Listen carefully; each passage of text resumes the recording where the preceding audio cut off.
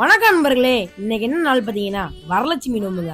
வரலட்சுமி நோம்புனா ஒரு லட்சுமி சிலை செஞ்சு அவங்கள வீட்டுக்கு அழைச்சிட்டு வந்து சாமி கும்பிடுறது தாங்க. பொதுவாக சிலையெல்லாம் கடையில விற்பாங்க. ஆனால் நாங்கள் எப்பயுமே வீட்டில் தாங்க சிலையெல்லாம் செய்வோம். இது எப்படி பண்ணணும்னு பார்த்தீங்கன்னா, கிட்டத்தட்ட ஒரு வாரம் விரதம் வந்து இந்த ப்ராசஸ்லாம் பண்ணணுங்க.